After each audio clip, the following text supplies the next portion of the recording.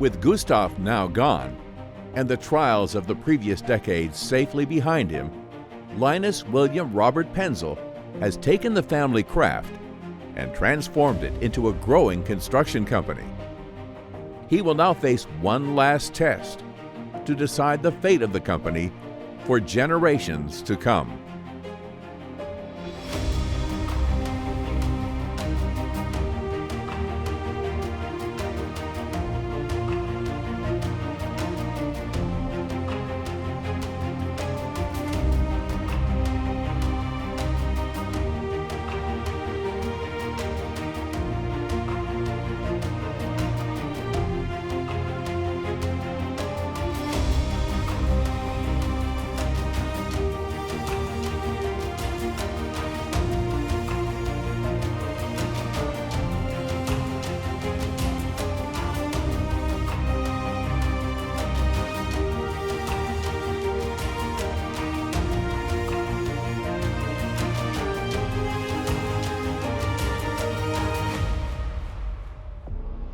On October 24th and 29th of 1929, the global financial order collapsed with the onset of the Great Depression. The stock markets around the world lost enormous amounts of wealth, and the banks were largely frozen, making liquidity difficult to maintain. Back in the North American heartland, in Jackson, Missouri, the Great Depression was being felt through declining businesses that even led some to shutter their doors. One 1932 example was the temporary closure of the International Shoe Company in Jackson. Linus kept his construction company busy with the building of homes. However, his new partnership with Walter Knox provided additional opportunities. Starting in the year 1921, the two men expanded the Linus Penzel Construction Company's experience with highway projects. Linus built the bridges, while Walter oversaw the dirt work and material extraction, culminating with a highway north of Jackson, Highway 61. Linus continued with Walter until they parted ways in 1934. This same year, Linus's son, Carl, now 26 years old, had a son, Carl Jean. Linus was now a grandfather. Carl worked closely with Linus from the age of 12, even driving the company trucks during the construction of Building A for the Jackson High School project. Carl went on to attend Washington University in St. Louis, followed by Central West College, and then finally Southeast Missouri State College at Cape Girardeau. In the following year of 1935, the congregation of St. Paul Lutheran Church in Jackson hired Linus to build their new parish school. In 1937, Penzel Construction won a unique contract for an unprecedented type of building for Southeast Missouri, the Marquette Natatorium. A newspaper article for May 12th of that year stated, "The structure is to be on monolithic concrete. It will house a regulation swimming pool with all of the filtering equipment necessary, also a spacious locker and dressing room.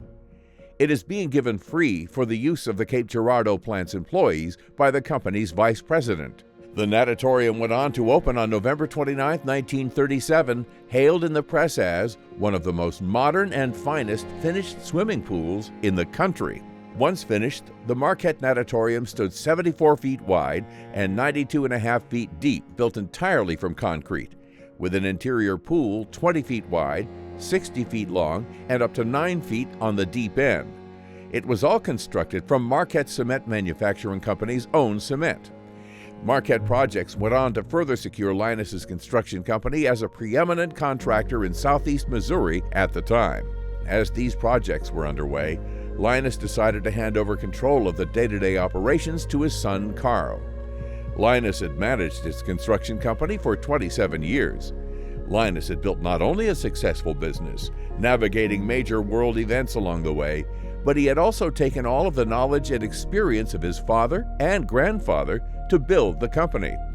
With Carl now a partner in the business, the name was changed officially to Penzel Construction Company, a partnership.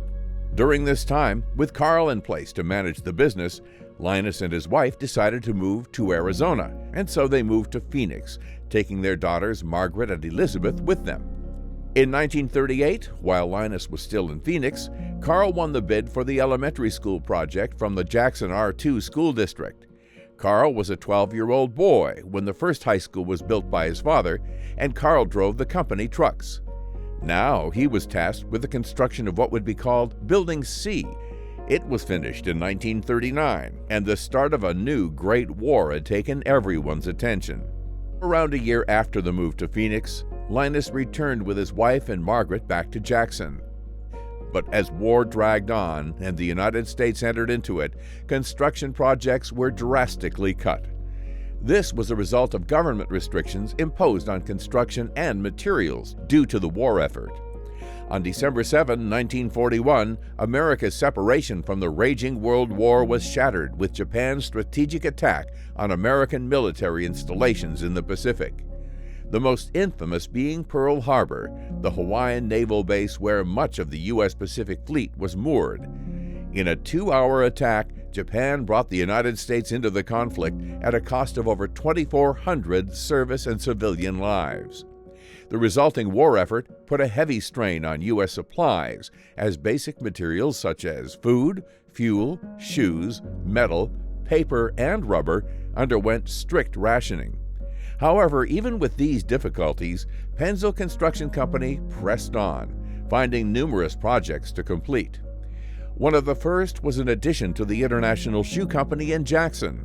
The early 1940s continued with the Coca-Cola Bottling Company's new plant, built in Cape Girardeau at a cost of $46,611.11.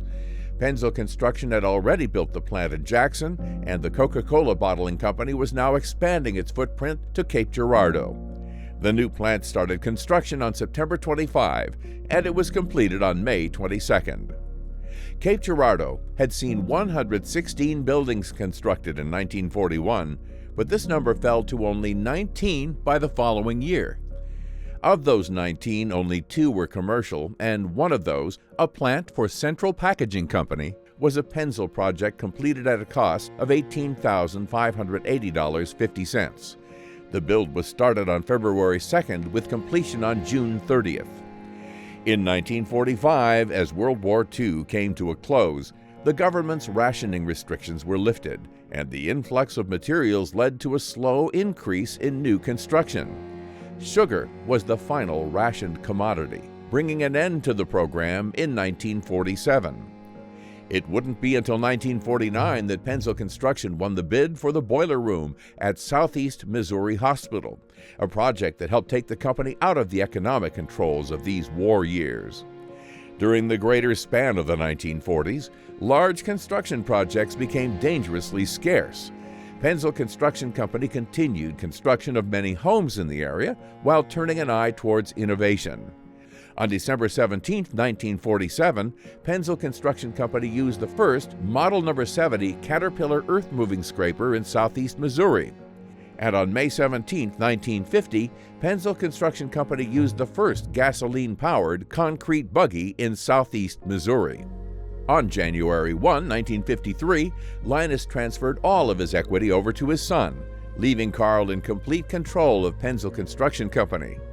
Linus would leave behind a legacy of hard work, dedication, and courage, building a company from nothing over the course of some 30 years. A new partnership for Carl, just out of sight in 1953, would soon completely transform Penzel Construction Company.